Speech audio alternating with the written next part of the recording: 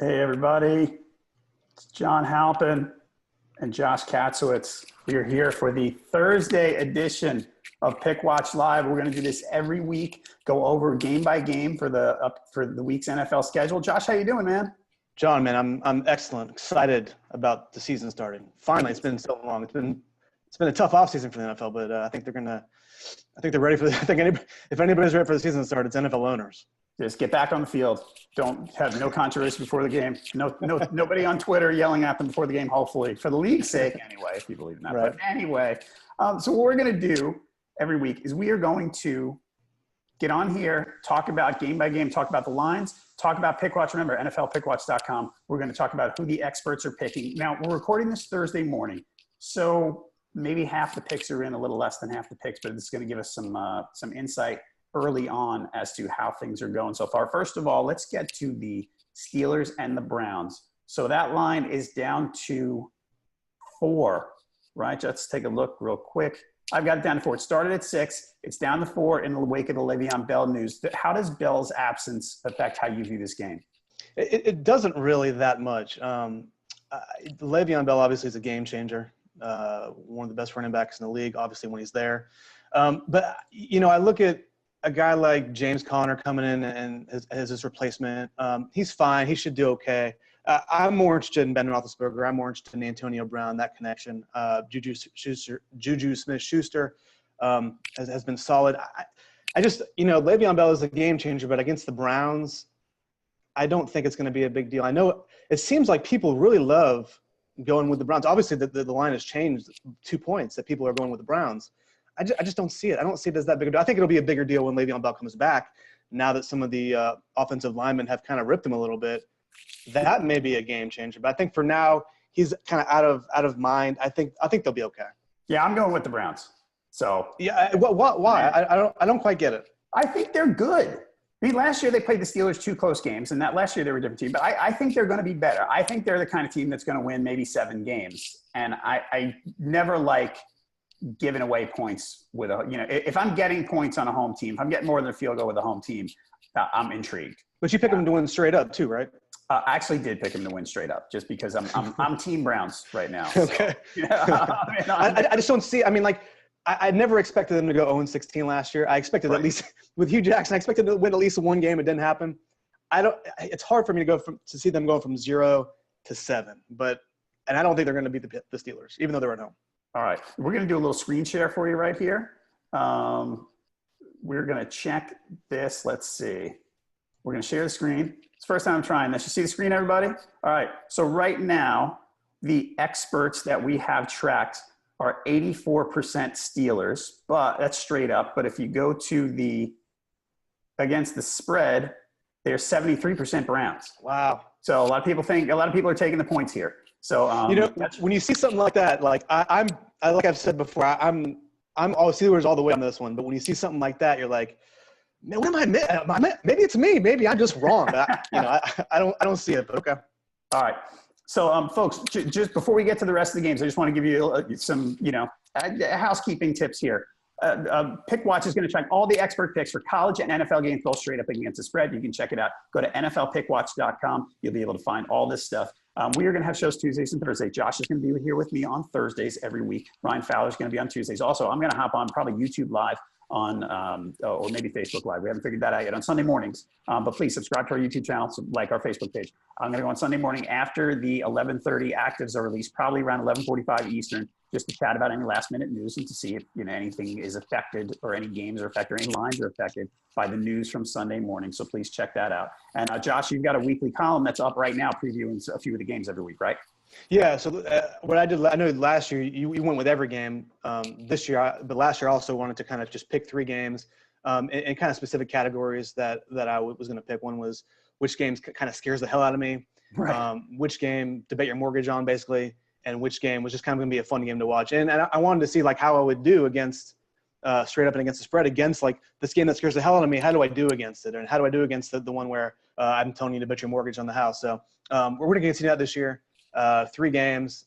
All my picks will still be there, and they'll be on the website as well. But I just thought it would be fun to kind of just break them into 3 games, give a little bit more of a deeper dive on those 3. Gotcha. All right. Let's get to the rest of the schedule, everybody. We've got 15 games to cover, and we're going to try not to keep it too long. Sometimes, over an hour can be long. So we're going to try to keep a quick pace here. Okay, Eagles-Falcons. This spread's down to 1. It was 3. Nick Foles is starting. The spread started off at 3. It's down to 1. Alshon Jeffrey's out. We mentioned Nick Foles is in for Carson Wentz. Last year's scores, 24-15 Eagles in the regular season, 15-10 Eagles in the playoff game, in a game where the Falcons were very, very close to taking a road win at Philly. Do you think that the Eagles are just going to come out as if everything's normal, even though they've got the absences? I know Foles played in the Super Bowl, but losing Carson Wentz is a big deal. Yeah, it is. And Nick Foles is one of those guys where you're like, you kind of doubt him until he does something well. I mean, a couple of years ago when he put out those ridiculous touchdown interception ratio numbers, and you're like, oh, okay, that's an anomaly. And then last year when he has to come, you're like, oh man, the Eagles are screwed. And then he plays well. So it's with a guy like Nick Foles, you kind of think of him as a mediocre guy, but he does things well sometimes. So I'm going back to, he's just kind of a mediocre guy. So I think with him in there instead of Carson Wentz, I think that's a big deal. Originally when I was looking at this, I believe the Falcons were +3. Yep. Yeah. So actually I had Philadelphia winning that spread. I still think the Falcons are going to win straight up, but now that's +1, and I go with Falcons both ways. But I like the Eagles okay. I don't think they're going to go back to the Super Bowl and win it. I like the Falcons. I think the Falcons are certainly a Super Bowl contender. Okay. I am with you. I like the Falcons on this one. We're going to go check our experts right here. We've got straight up, we've got 54% Falcons, and I'm having a little trouble with the screen here. I'll learn this, folks. Don't worry. And against the spread, we have 82% Falcons. So the experts we tracked so far, again, probably 30 to 35% of the picks are in as of Thursday morning. So, but it seems like the Falcons are a popular pick. Next up, Ravens. No, it's a tough, it's a tough. That's one of that could have been one of my games I picked with this game. Scares the hell out of me because it's really hard to know. First game of the season, Thursday night game at Philly. Both teams are kind of seem about the same level. It's a tough game. Yep. Next up, Ravens-Bills. So 7.5 Ravens. This is your bet your life savings game of the week. It is. Certainly not on the Bills. Yeah, no, I think it's funny because so many, like when the Bills announced Nathan Peterman was going to be the starter last week, the internet kind of almost melted down. Like, are you kidding me with this guy? This is crazy. Especially with what he did last year in his rookie debut, throwing 5 interceptions in the first half. I don't think anybody looks at Nathan Peterman as a guy who's going to go and beat Baltimore. I go Baltimore all day here. The Bills had a great run last year, making the playoffs for the first time in like 20 years. Great stuff, amazing. They're going to be bad this year, and I think the Ravens are. I'm not sure the Ravens are going to be great this year, but they're going to look great against the Bills. All right, yeah, this when the Peterman thing was announced, I kind of felt like everybody got so, like you said, melted down. Said, oh, my God, this is going to be such a disaster. I mean, it would have been a disaster with Josh Allen, too. Yeah, at least for the short term. Whatever you think of Josh Allen long term, short term, he was likely to throw a ton of interceptions. Again, Ravens led the league in takeaways last year. This one looks really easy. So we're both on the Ravens here. I think one reason, though, is because of Tyrod Taylor. I mean, I think you let him go, and then you're like, oh, we're going to use Nathan Peterman. And some people are like, well, and that doesn't make any sense, Right. So far, straight up, 100% of the experts we've tracked have picked the Ravens. Mortgage, man, put your mortgage on it. 91% against the spread here have got the Ravens. So 90% against the spread, that's more than a touchdown. That's pretty crazy. Yeah, 90%. It's one of those things where you go, oh, maybe it's too easy, but no. Yeah, exactly, right. All right, Patriots are 6.5 over the Texans. These two met in the regular season last year. It was one of Deshaun Watson's, that brief time that he was the starter. One of his big games. It was 36-33 Pats. I think it was in Foxborough. The spread's up a little bit. It was 6. This game, the Pats, the running backs here, there were some injury questions during the preseasons. Rex Burkhead not on the injury report. Sony Michel, Wednesday he was limited in practice. Sounds like he might be tracking toward playing here. Do you think this game changed a little bit with J.J. Watt back? Do you think things changed a little bit for the Texans? Maybe this isn't such a shootout. Yeah, no, I mean, it's hard to quantify what J.J. Watt means to this team, what he means to that community. I guess there's going to be questions until we actually see that he can be the dominant player he's always been, coming off that injury. I guess we're going to wait and see if he can do that. But I have no doubt that he'll be that same level of one of the best defensive players in the league. I think when it comes to the Patriots, I mean, I really, over the last 15 years, I think it's just really hard to go against the Patriots, and when they're at home, season opener. And this kind of, even though Tom Brady is 60 years old or whatever, even though his receivers his receivers are really just mediocre. But you got Gronk, you have maybe a solid running game with Burkhead or with Michelle maybe playing with James White. I think it's hard to get against the Patriots at home in the season opener. Even though I think the Patriots are going to be pretty good, or they'll be decent at least. I don't see how the Patriots are gonna not cover here. Yep, I'm with you. I'm on the Pats. Straight up here, we have got 92% Patriots so far on Pickwatch on against the spread. We've got 64% Texans for the Texans to get under 6.5. So people are looking at that, I guess, as a good team with a big point spread. I guess it depends on how effective you think Deshaun Watson's going to be. I mean, I guess we haven't really talked about Deshaun Watson and what we expect out of him. It's hard to know coming off. He played well and then he was injured, so it's coming into his second season again. I guess it's still kind of a big question mark of how he'll have recovered, how he'll play against in a tough environment. Yeah, I saw from here's great attribution. I saw from one of the smart doctor guys on Twitter just yesterday that basically was, hey, he might be okay, but to expect him to be back to 100%, it seems like a reach. And if he's not very mobile, he's a different kind of quarterback. Right. So I guess we're going to have to wait and see on that. Okay, next up is Vikings-Niners. This one's up to 6.5 Vikings.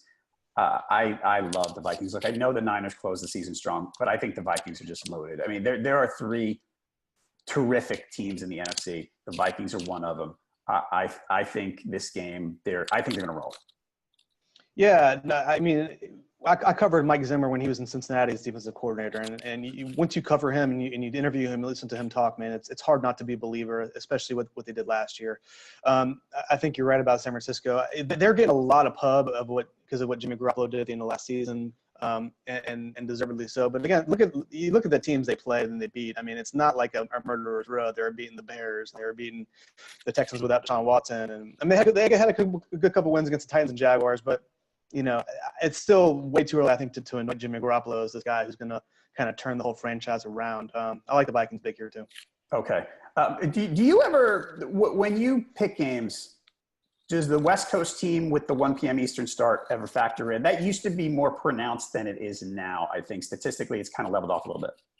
No, I definitely think so. I mean, I think going from the West Coast to the East Coast is an adjustment. And obviously when you get East Coast teams going to the West Coast, that's also an adjustment, just for the time in the air and the jet lag and stuff. Because it's a season opener, I don't put quite as much stock into it. But no, that's certainly something I look at. Okay, and it's not in all the way east, even though the time's early. It's not in all the Minnesota's probably, let's say, middle of the country or so. Remember, no Reuben Foster, no Jerick McKinnon for the Niners. We're going to check the picks on Pickwatch right now. We have got here Niners, 97% Vikings on the straight up, and 91% Vikings so far. I'll check in with that again on Sunday morning. But the early maybe it's just a fan thing. I mean, like I just talked about how the media really, or at least it seems to me that so many people are on the 49ers this year. Maybe that's just more of a fan reaction than it is a media reaction. Could be. People are going with the Vikings so heavily against the spread. Next up, Colts Bengals. The over-under is actually up. Last I saw it was 47 on Tuesday. It's up to 48.5. Part of the reason for that, the Colts defense is not good. And Andrew Luck's back. Are you excited to see? I mean, we're all intrigued to see Andrew Luck. Are you confident that he's going to play well right out of the gate?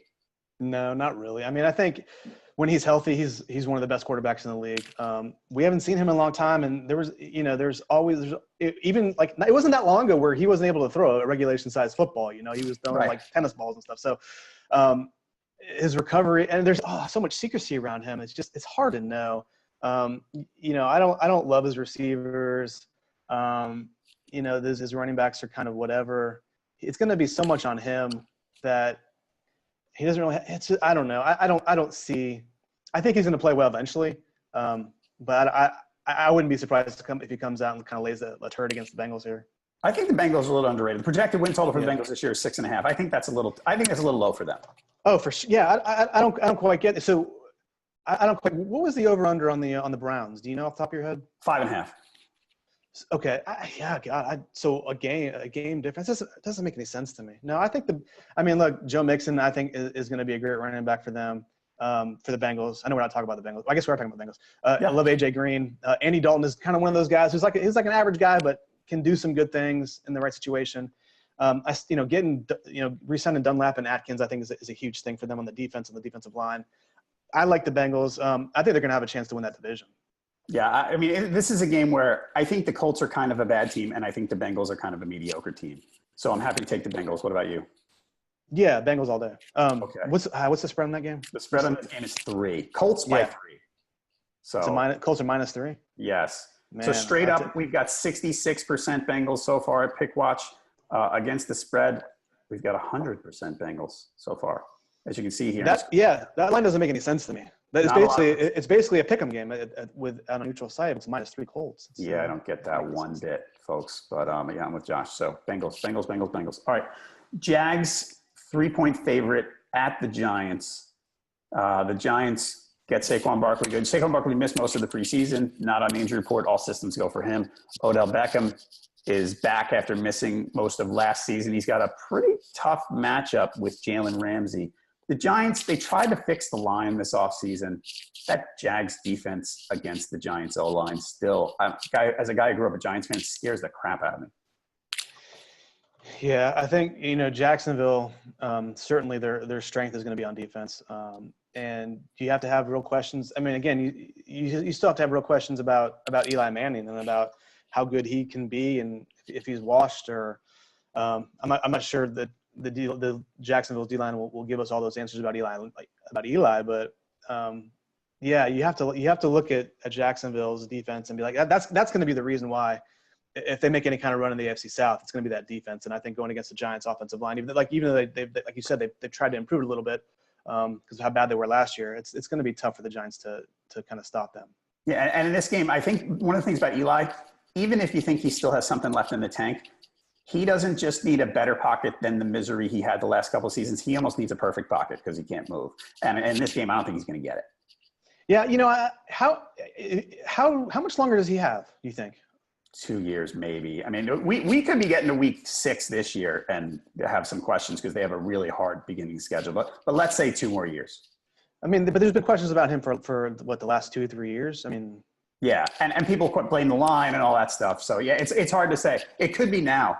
It could be, but I mean, but then where do you go after? Like you look at the depth chart. They got Alex Haney and they got Kyle Loetta.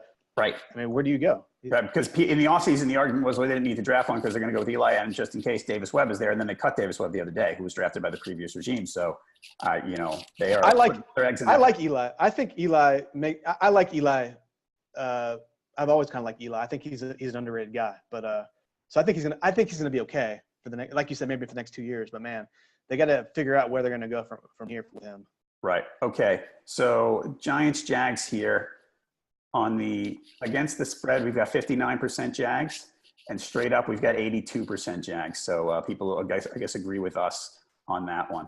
All right, next up, we are going to go Saints Bucks. Saints 9.5-point favorite, over under 49.5. So projected point total for the Saints as high as anyone. Remember, no Jameis Winston for the Buccaneers, so Ryan Fitzpatrick starts. Remember, no Mark Ingram. So for the Saints, Mike Gillislee is going to play the Mark Ingram role. They had a bunch of backs to complement Kamara in the preseason. They basically got rid of them all. They picked up Gillislee, and I think he's going to play on Sunday. For your fantasy fans, he could fall into the end zone, theoretically. Last year's game in New Orleans was high scoring. It was 31-24 Saints. It was toward the end of the year. The Bucks seem like the Bucks aren't terrible, but the Saints are really, really good. Yeah, I'm looking at my picks, and I for some reason went with the Buccaneers plus 9.5. So, well, it's a big number. It is a big number. I don't know why I did that. I mean, you look. Tampa Bay has some weapons, right? I mean, Mike Evans still. I like Deshaun Jackson still. Ryan Fitzpatrick is, people rip on him because he's not very good, and that's fair. He's not great, but he's still in the league. He's been in the league forever, man. So there's, he's got experience. He obviously knows how to play the position. Just even his brain functions. He knows what to do. They have some. I don't know. I'm kind of rethinking why I went with the Buccaneers at plus 9.5. But I don't know. I think it's hard. It's going to be hard to pick the Saints in this situation with that high of a number so early in the season. All right, we're going to go check our picks on Pickwatch right now. We've got straight up, we've got 100% of pickers picking the Saints so far. Again, we're doing this on Thursday morning. Against the spread, we've got 82% laying the 9.5 and taking the Saints. So they're a pretty popular pick. Okay. Next up, we're going to Miami. Titans at Dolphins. Titans are favored by 1.5. The over-under 45. Do you think the Titans made the playoffs last year? They kind of snuck in. They got in, whatever. Changed their coaching staff anyway. Do you think they're better than they were last year? Yeah. No. It's the same. It's the same group. It's the same, Mariota, is he a year better? Corey Davis was their first round pick. Does he step up and become a stud receiver? Or the coaching staff maybe unleashes the offense a little more. Maybe they're good for Mariota because Mike Mularkey's play calling, you could call it unimaginative. Is there reason to think that they'll score more points? Let's put it that way. I guess so. It's just with a new offense. But at some point you have to wonder about Mariota. Like, okay, how many coaching staffs has he been through? How many offensive coordinators he's been through? How many offensive systems has he been through? At some point, it's like, it's too much. It's too much, man. Right. But it's with them. It's Mariota ride or die, man. Because Blaine Gabbert as their backup. That's brutal. I don't. It's hard for me to look at this roster in Tennessee and think, oh, this is another playoff team. I don't see it, but it's tough. Not that division is even that tough, but man, with Jacksonville and maybe if Andrew Luck catches fire, maybe the Colts. But I see. Look at the Titans here. And I see a lot of regression. And unless Marcus Mariota is like the first round pick that we always thought he could be, maybe if he starts playing up to that capability, then it's a different story. All right. Well, and as far as the Dolphins side of things, they look like they're particularly bad this year. Like one of the 3 or 4 worst, probably. Dolphins, Bills. That's why the Patriots are such a slam dunk, because the Bills and Dolphins are horrible. Yeah. Ryan Tannehill back again. It's like, God, with that guy. It's funny. Adam Gase was supposed to go in there and turn around the program as a head coach, and that's been a disappointing thing. And you have to wonder if they're terrible again this year. How long has he been? This is his second year or third year in Miami? I think it's third. You have to. So if they're terrible again this year, you have to wonder if they're going to have to make another coaching change. Because I've always liked Adam Gase. I think he's imaginative. I think he's a good offensive coordinator. But in the NFL, if you're not winning after 3 years, you're on the chopping block, and I think this is going to be a problem for him. And if the Dolphins have to go somewhere else again, it's like there's no consistency in that program. There's no consistency with anything. It's hard to put together a winning organization when you keep doing stuff like this. Right. I agree with you. And even though it might be a personnel thing, sometimes the coach, takes the fall for that. Okay. Yeah, but you know what? It's also, not to go on a little bit of a tangent here, but it's like, sure. It's when you're going to be a first-time head coach, you have to make a decision about whether or not this is the right job for you. You always want to be a head coach, obviously. If it's your opportunity, then yeah. But if you're going in a situation, even same thing with Hugh Jackson in Cleveland, although he's been a head coach before. If you go in a situation where it's going to be terrible and you're not going to turn it around in 3 years, it's almost like maybe I'll wait my turn. Look at Josh McDaniels in New England. He's kind of the same thing with his second chance. Right. He's kind of figured out like, hey, I'll wait for the right job instead of just jumping back in there. And maybe with Adam Gase, it's like he took the wrong job. Maybe he did. That's a good point. All right, so we're going to look at it straight up. We've got so far 69% of the experts picking the Titans. Probably going to be similar. 59% against the spread. Titans only laying 1.5 is 59%. Titans against the spread. Okay. Next up, we are going to Chargers Chiefs. Chargers 3.5 point favorite. I've got if you're telling me I have to make an AFC Super Bowl pick right now, and I think it's boring to pick the Patriots every year. And also, just at some point it just doesn't work out. I'm going to go with the Chargers. I really like them this year. Yeah, no, listen, I think as long as Phillip Rivers is playing, and Phillip Rivers, I think it's a little bit of a bad rap, but as long as he's playing, you have to like them as a potential playoff team, as a potential team that can do some things in the playoffs. It's funny. I'm still not used to them being in Los Angeles. When I was doing my picks, I had them as SD for San Diego. I still can't get my head around it.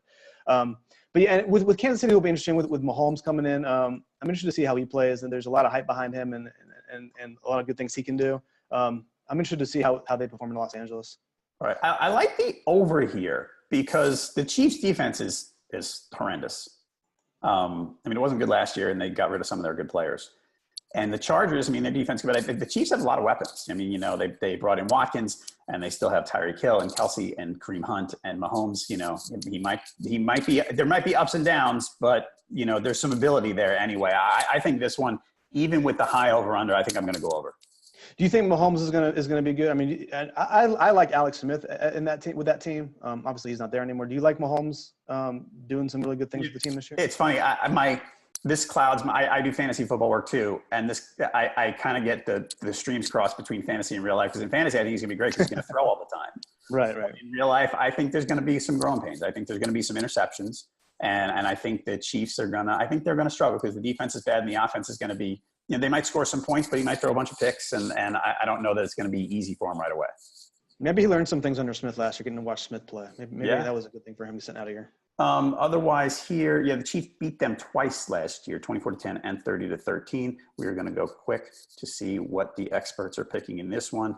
Against the spread, we are at 71% Chargers so far, and straight up, we are 79% Chargers on Pickwatch. Next up, so who do you got, Nike? You like the Chargers in that game? I didn't ask you. Let me. I have the Chargers straight up. Yep. Was it +3? Was it 3.5? Okay. I like KC there. Okay. Broncos Seahawks is next. Broncos are a 3-point favorite. The over/under is inched up to 43. The Seahawks are not your usual Seahawks. I mean, you think of the Seahawks and you think of the Legion of Boom, you think of that great defense. I mean, they're pretty much all gone. Earl Thomas is coming for the Sunday game, it sounds like. But most of those guys are not there anymore. So we might have to just rethink the Seahawks, right? Yeah, no, you listen to a lot of the experts in the offseason, a lot of people are thinking the Seahawks are going to be the worst team in that division, in the NFC West. It's hard to – and that's hard to kind of wrap your head around. But you look at this roster, and it's like everybody you kind of remember, with the exception of like Bobby Wagner and Earl Thomas, I guess now. It's like, who are these guys? Like these guys don't play for Seattle. So yeah, I think it's going to be tough for them. I'm not sure why they're 3-point underdogs going into Denver. I would have thought it would have been like a +5, +6 situation for that. I agree with you. Russell Wilson probably is what keeps it close. What do you think of Case Keenum going there? I mean, I don't think Case Keenum's not as bad as he looked in his first few years, but probably not as good as last year. Maybe somewhere in the middle. Is that a fair statement? Yeah, I think so. I mean, he's like one of those Nick Foles guys where you look at it, you're like, oh, Case Keenum's on my – oh, God. And then you're like, oh, wait, okay, he can do some good things. And last year was like kind of a revelation. Last year it almost reminded me a little bit of Tim Tebow was that 2012, 2011 when Tim Tebow was just kept winning games, and it was like a flip flopper every week. And it was like, how does he keep doing it? And it was the same thing with Keenum. I always expected him to kind of not play well, and then he kind of turned my head around every week. I think obviously he's not. I'm not sure he's a franchise quarterback that the Broncos are kind of used to. But I think he's going to be okay. I think he's going to be fine until he proves other. I mean, I think maybe we're in a situation now where maybe we should think of Case Keenum as a top 10 quarterback, instead of being like, I'm not sure about that guy, until he proves us wrong the other way, Yeah, I'm not going that far. I know when I went out, I went out on a big limb there saying, how about somewhere in the middle? Like, duh. Probably maybe top 15? Is he in the? Is he, I'm still not there. Okay, top 20? Where do you have him? Top 20. I don't know. I wouldn't build around the guy. I mean, they didn't pay him a lot. No. He got a free agent contract, but it wasn't a huge one. So well, and they missed out. I mean, and like with Paxton Lynch, that whole thing was a disaster. Their quarterback, with Brock Osweiler was a disaster.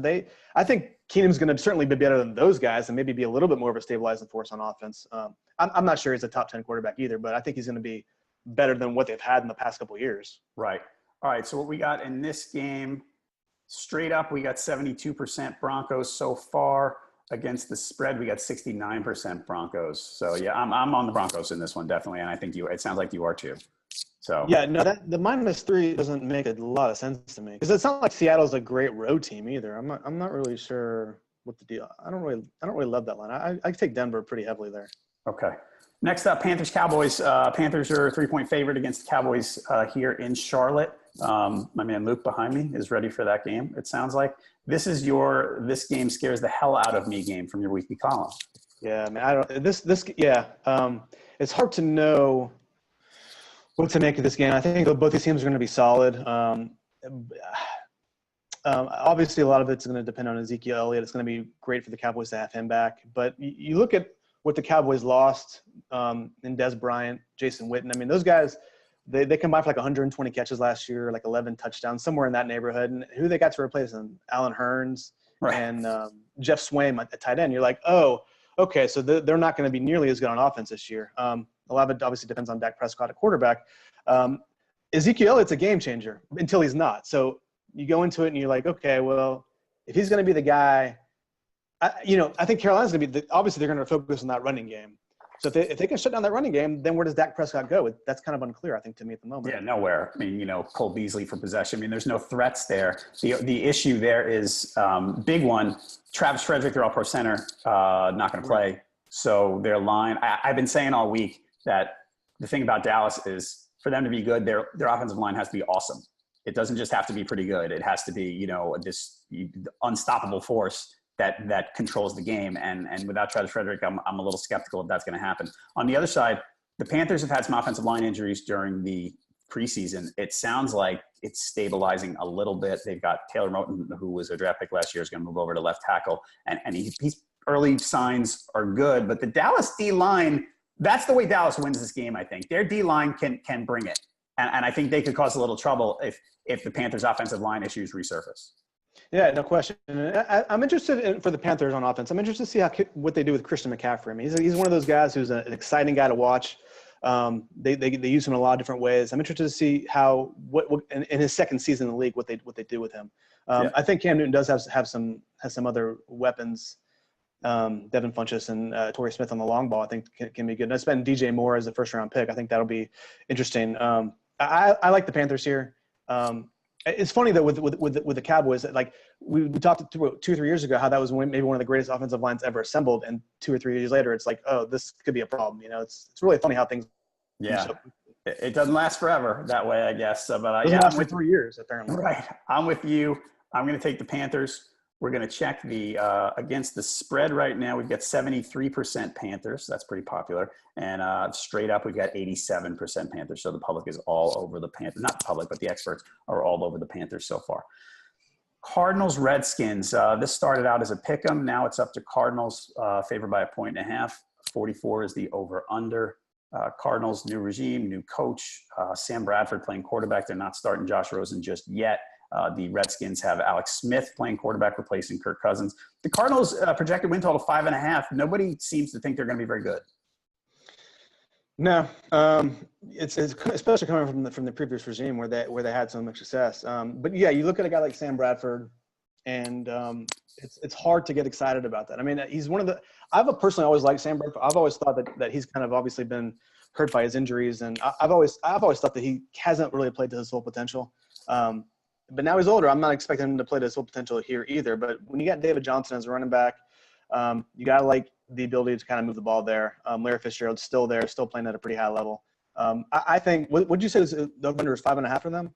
5. This projected win total is 5.5. Yes. Yeah, I like him better than that. I'm not sure they're going to be a playoff contender, but I have them winning here. I think they're going to be okay. Not great, but they're going to be okay. Yeah, I think okay. I think the defense is actually pretty good, and I think Bradford.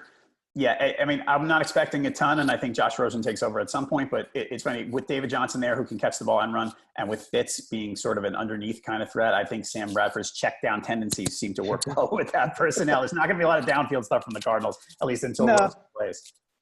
But I think that's okay. Do you think Bradford could play all season long? Assuming he performs okay, that he's going to be a guy who can just play the whole way through? He could. I wouldn't want – I mean, if you're them, unless you're – let's say after week 10 – if you're 6-4, you're in a playoff hunt, then maybe you go, okay, we got to ride this out. But you want Josh Rosen to play.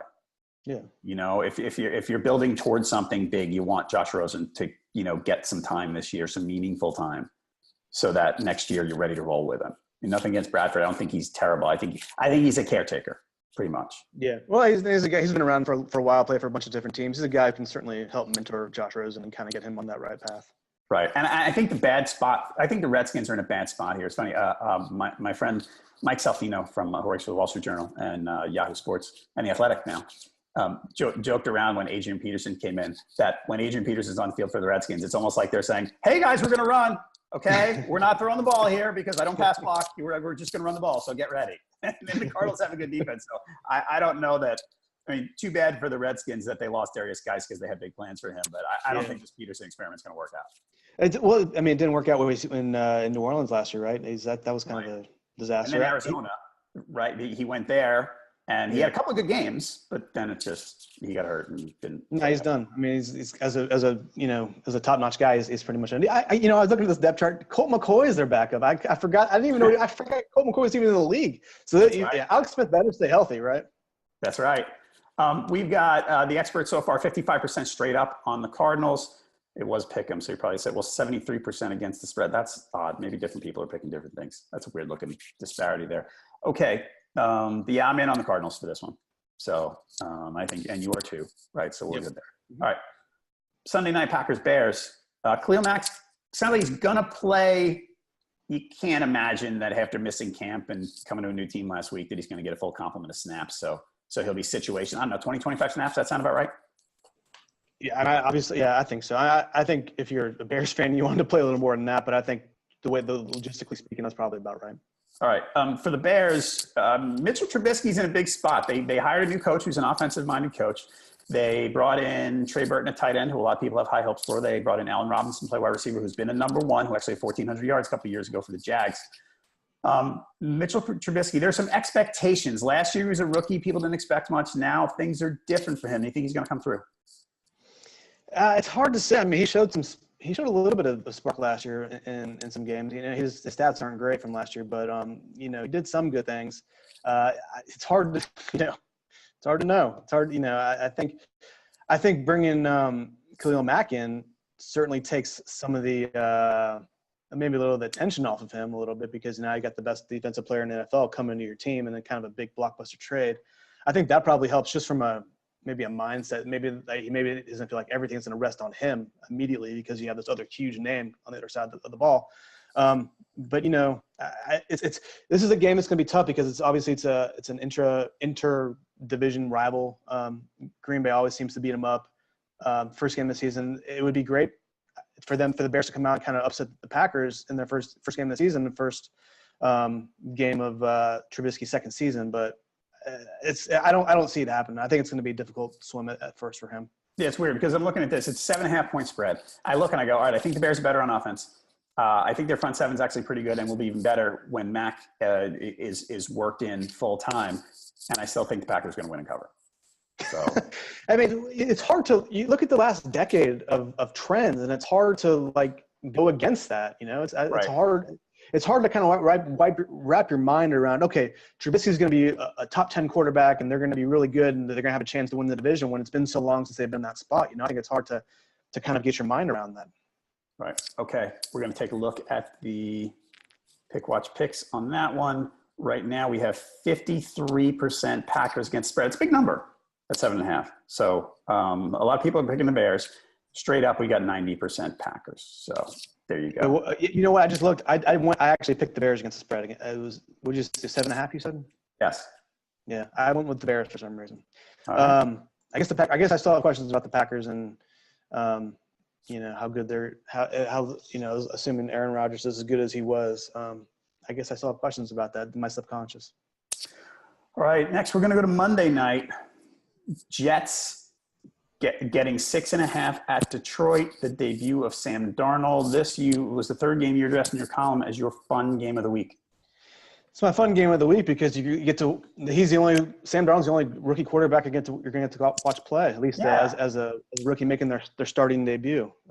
So no matter kind of what else happens, it's going to be fun to see, what he does. I don't think they're going to do well against Detroit. But with so much attention been paid to Josh Allen not getting the start, and Josh Rosen and everybody else, Lamar Jackson in Baltimore.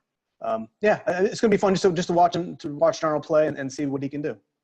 All right, I've got this one. I'm excited to see Darnold too. I've actually got the Lions straight up, and I'm picking the Jets against the spread to cover. The Lions always say, every year, the Lions say, oh, they got to run the ball better. You know, they have this streak of, no 100-yard rushers or whatever, 1,000. I forget if it's 100 or 1,000.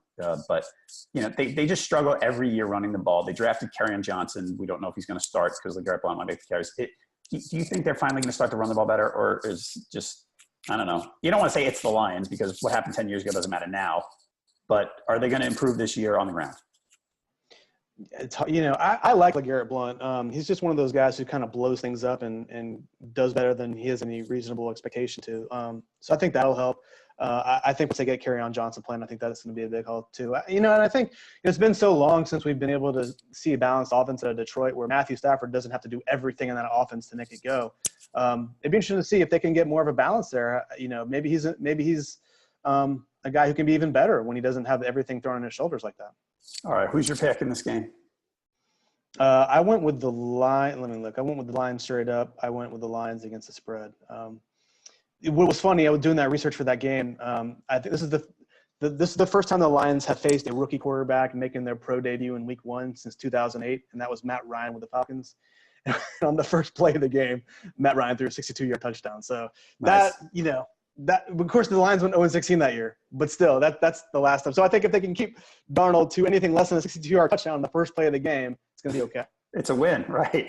All right, so we've got straight up so far. We've got 87% Lions. Let's see if the spread matters too much. We've got 67% Jets. Wow, so really? The experts are with me on this one on the skins of spread. All right. Well, it's hard to put. Hard to put. You think? How do you think Darnold's going to do? I mean, that's going to be that's obviously going to be a big impact. I think the word that comes to mind is okay. And with a rookie quarterback, you never know. And there's always disaster lurking. They might throw a pick six. For me, I'm always, if it's a rookie making like his first start or a rookie early in his career, I tend to go against him. So that's right. I guess probably fine. It's hard until he can prove it. It's hard for me to to say, okay, I think he's going to do okay when I have no idea. He'll probably fail. All right, last one. The late game. I joked around when I did the Tuesday show with Ryan Fowler that there was a 0% chance I would be awake for the second half of the Rams-Raiders game since the kickoff is at 10:15. So if I talk Tuesday, I'm just going to be making it up of highlights, to be honest with you, everybody. This spread has moved up a little. It's up to 4. It's at Oakland, by the way. So the Rams are favored by 4 on the road. The over-under is 49.5.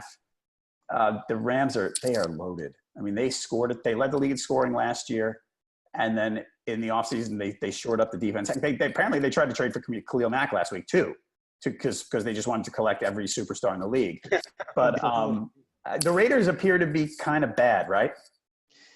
Yeah, I mean, you look at this roster, and it's like, obviously Derek Carr has played well in the past. That should give people, I guess, a little bit of positivity there. That they have, Jordy Nelson. I've always liked him. I think he could do some good things. They still have Amari Cooper as on the receiving core.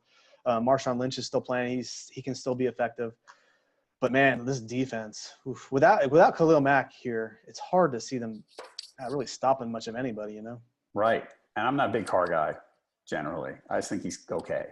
Yeah, he's okay. I mean, and AJ McCarron is the backup. That's okay, I guess. Right. It's. I don't know. You wonder, how much time if this is a disaster for John Gruden or if the Raiders, how much of the blame John Gruden gets and how long his rope is going to be. I mean, it'll be a couple years at least, but trading Khalil Mack is such a ballsy move as one of your first things you do. I don't know. It's a big risk, I think. Yeah, because in the offseason, they did some things that suggested they were trying to play for now and they weren't rebuilding. And then you traded for 2 first-round picks. I mean, I know you can say, all right, well, it was a different story. They didn't want to spend the money, but I don't know. I got a question. It's the power struggle. It's the power struggle between John Gruden and Reggie McKenzie. It's obvious it doesn't affect this game, but I mean, just in general, it's not, when you got a GM and a coach who are fighting for power, it's not a good thing. Right. So Rams are going to roll here, I think. Yeah. Oh yeah, for sure. Yeah. Well, I saw it at 4.5 and I went with the Rams still there. It's weird. I get to the end. I make the picks for the week and I get to the end of some week and I go, oh man, I picked 12 favorites. That's no fun. But for the first week, we're guessing some. A couple of teams will surprise us, and that's fine. It's hard to know in any week, but yeah, the first week of the season is always going to be difficult to kind of ascertain, especially the spreads. It's impossible. All right, so we've got here against the spread, we've got 71% Rams. Straight up, we've got 95% Rams on Pickwatch. Right. So, folks, again, NFLpickwatch.com. These picks are going to be updated as more people make their picks, which is probably going to happen a lot today on Thursday. There's going to be a lot more data there to guide you as to, what people are picking. So you're going to want to check it out. Josh, what else you got going on? I cover boxing for Forbes. There's a couple big boxing weekends coming up for me. I'll be covering on Forbes. But yeah, man, I'm just excited. You spend all off season. You're like, okay, I don't really miss football. I'm glad to get away from it. I'm glad it was something to Donald Trump, the whole Donald Trump kneeling thing, and Colin Kaepernick. And now that all that stuff is kind of behind us, it's exciting that we're going into week 1, man. Yeah, I'm excited that we're going into week 1 too. I can't wait for it to get started. It's going to be a lot of fun. It's going to be fun doing this with you every week. Yeah, so exactly. I'm really looking forward to it. Definitely. All right, again, folks, all the picks, NFLpickwatch.com. There's going to be a lot more to come over the course of the season at Pickwatch, by the way, because the Sean and the team, he built out a team over the summer. It's going to be a lot more. Basically, it's going to be a big sports data analytics platform. I can't wait for you all to see it because from what I've heard so far, it's going to be really, really cool. Because people like to gamble, right? Is that what? And we're going to give you, again, what the idea is, we're going to, you're not going to give the man a fish, you're going to teach the man to fish, right?